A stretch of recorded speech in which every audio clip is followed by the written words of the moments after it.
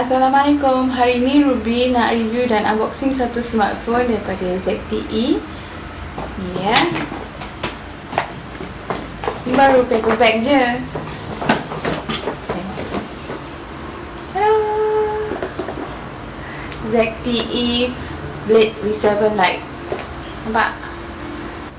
Jadi ini adalah metal cover yang harga murah.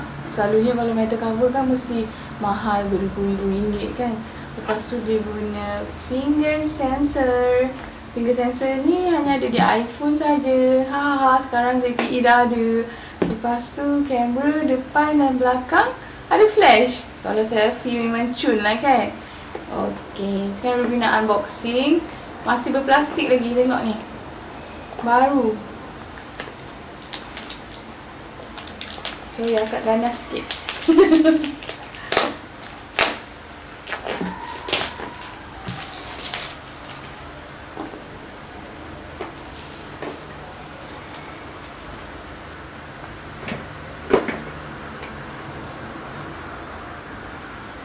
Sekejap ya.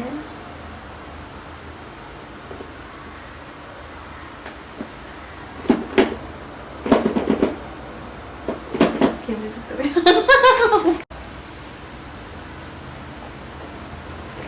Ketat.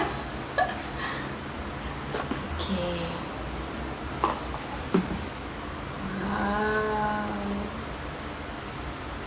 Okay, kita tengok dalam box ni ada apa. Ada ZTE Blade V7 Lite. Tengok ni. Metal. Besar. Besar tapak tangan.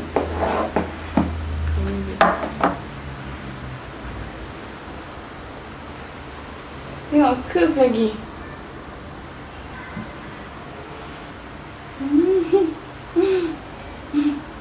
Elok, berat. Sedap pegang. 5.0 inci. 2.5D HD.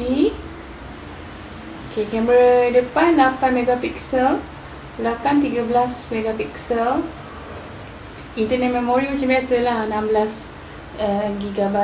Android mesti 6.0 dengan Marshmallow. Okay, tengok apa lagi dalam ni.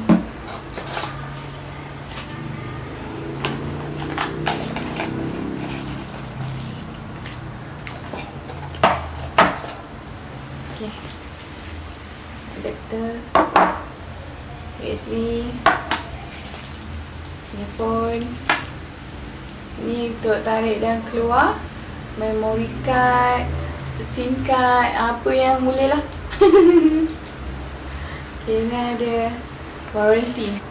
Okay, sekarang Ruby nak masukkan SIM card dengan memory card. Tengok, dia ada sediakan pin untuk kita cocok kat sini.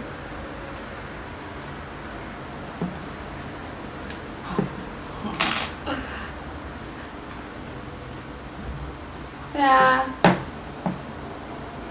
SIM card ni pun baru beli tau. Khas untuk telefon baru. Gitu. Memory card pun sama. 32GB pun letak lagi dah tu. Walaupun dah ada 16GB dalam ZTE Blade V7 ni. V7 Lite.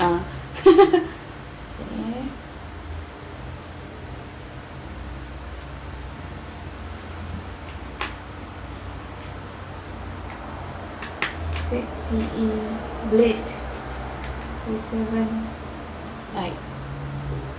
Okay, dah siap dah.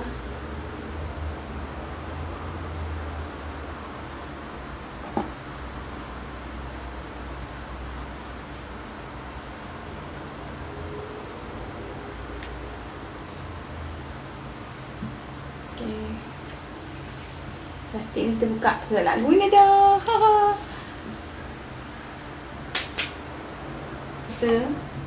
Biasalah kita pilih English United States. Okay.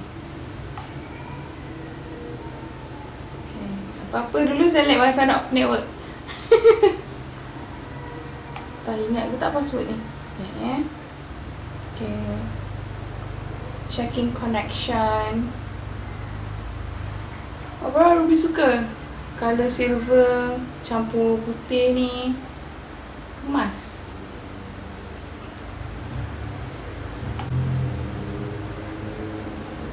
$4G LTE, okay. RM499. 4G LTE lagi. If you use another Android device, you can copy your file setup.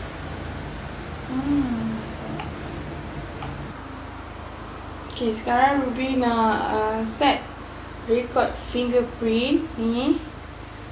Empat jari tu. Okay, Ruby akan set daripada belakang ni sebab fingerprint dekat belakang. Ni. Dia dekat sini.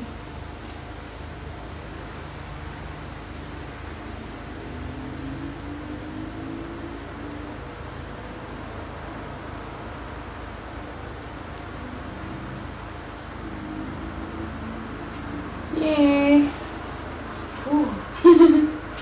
Done.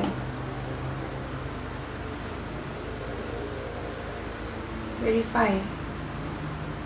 Lajunya.